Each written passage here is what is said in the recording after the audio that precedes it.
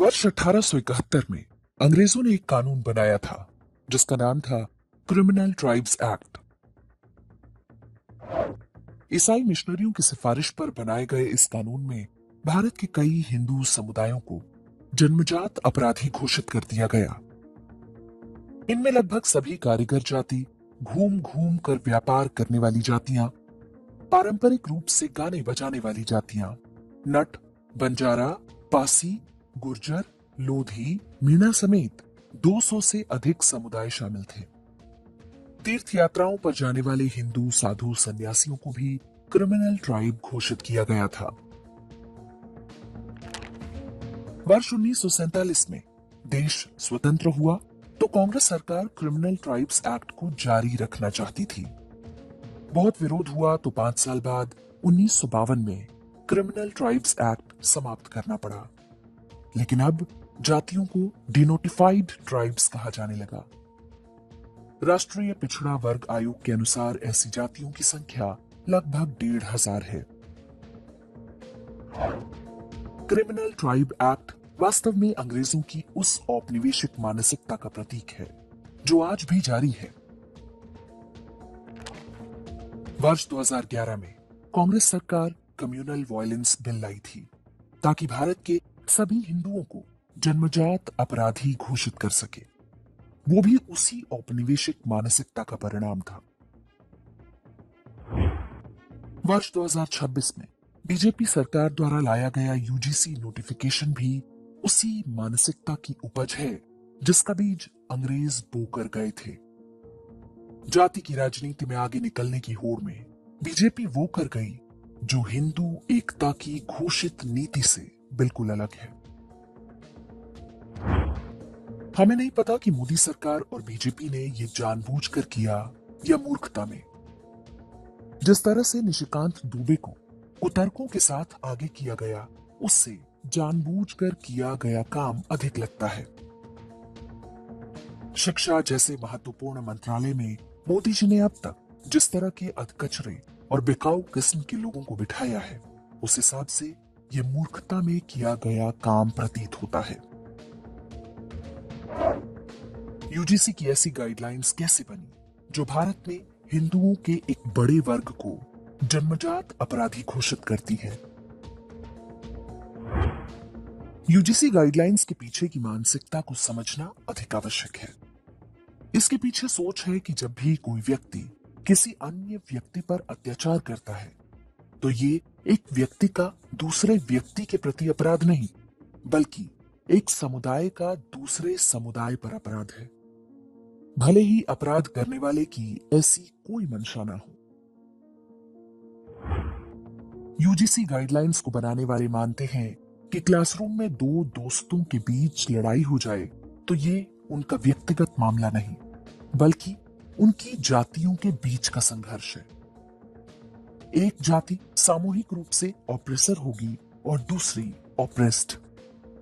यदि आप व्यक्तिगत रूप से ऑप्रेस्ड ना हो, आपको किसी ने नहीं सताया हो, तो भी आप अपनी सामूहिक पहचान के आधार पर विक्टिम कार्ड खेल सकते हैं। जो लोग यूजीसी गाइडलाइंस का विरोध कर रहे हैं, वे भी अपनी सामूहिक पहचान के आधार पर ही विरोध कर रहे हैं। ये सामूहिक पहचान है सवर्ण। उन्हें कोई बताने वाला नहीं कि सवर्ण नाम की कोई जाति नहीं होती। पिछड़ा वर्ग और दलित नाम की भी कोई जाति नहीं होती। विरोध इस आधार पर होना चाहिए कि ये गाइडलाइंस न्याय के मूलभूत सिद्धांत के विपरीत हैं। स्वतंत्रता के बाद क्रिमिनल ट्राइब्स एक्ट का जिन नेताओं ने सबसे अधिक विरोध किया, उनमें बीजी खेर, मोरारजी देसाई, गुलजारीलाल नंदा और पंडित हिरेन मुखर्जी जैसे दिग्गज थे। उनके लिए अपनी सामूहिक पहचान और अपराधी घोषित की गई जातियों की सामूहिक पहचान में कोई अंतर नहीं था। एक औपनिवेशिक षड्यंत्र के विरोध में वो पूरे समाज का प्रतिरोध था। कम्युनल वायलेंस बिल जब लाया गया था, तब पूरे हिंदू समाज ने एकजुट होकर प्रतिरोध किया था। उसमें बड़ा हिस्सा भाजपा का भी था, लेकिन उस पर ऐसा करने का दबाव भी समाज से आया था। ये वही भाजपा थी जो इससे पहले आरटीई यानी शिक्षा के अधिकार का संसद में समर्थन कर चुकी थी, जिसे हिंदुओं को नष्ट करने के लिए बनाया गया था। मोदी सरकार ने आज तक उस भेदभावपूर्ण कानून को हटाया नहीं है। यूजीसी का नोटिफिकेशन भी सरासर अन्याय है। इसका विरोध होना चाहिए, लेकिन तथा कथित सवर्ण बनकर नहीं। यदि आप जाति के आधार पर विरोध करते हैं तो आप उसी ट्रैप में फंस जाएंगे जिसमें फंसाने के लिए इस जाल को बुना गया है। इसका परिणाम भी वही होगा जो 1990 में मंडल आयोग के समय हुआ था। पूरा हिंदू समाज जातियों के कई खांचों में बांट दिया गया था, जिनसे वो आज भी बाहर नहीं आ सका है।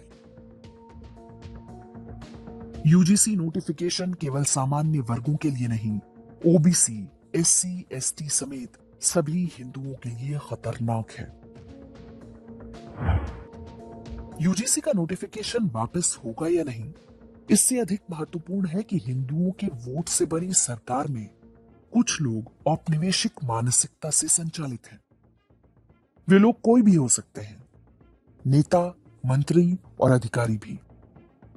जो भी हो, इसका पता एक ना एक दिन अवश्य चलेगा। स्वतंत्रता के समय मोहनदास करमचंद गांधी हिंदुओं का सबसे बड़ा नेता हुआ करते थे, लेकिन व्यक्तिगत महानता के उस काल में गांधी ने जो कुछ कहा और किया, वो सब इतिहास में दर्ज होता रहा। आज वो सब कुछ सामने आ चुका है। इतिहास ने जब गांधी को नहीं छोड़ा, तो गांधी की तरह आत्मघात करने वाले कैसे बच पाएंगे? आडवाणी को जब जिन्ना सेकुलर लगने लगा था, तो उन्हें भी जाना पड़ा था। हमें विश्वास है कि ये सारे आक्षेप प्रधानमंत्री नरेंद्र मोदी पर लागू नहीं होते। उन्होंने हजारों वर्षों से पददलित हिंदुओं को आत्मगौरव के कई कारण दिए हैं। हम इतने कृतज्ञ समाज नहीं जो उनके अच्छे कार्यों को भूल जाए। साथ ही ये आशा करते हैं कि हिंदुओं को बांटने और आपस में लड़ाने के षड्यंत्रों पर रोक लगेगी। हजारों वर्ष के इतिहास में ऐसा एक भी उदाहरण नहीं मिलता कि दो हिंदू जातियां आपस में युद्ध लड़ी हो। हर संकट में हम एक दूसरे के साथ खड़े रहे हैं। हमें कौन आपस में लड़ाना चाहता है, इस बात का पता लगना चाहिए। ये काम मोदी जी की सरकार में हो रहा है, इसलिए उत्तर उनको ही देना होगा।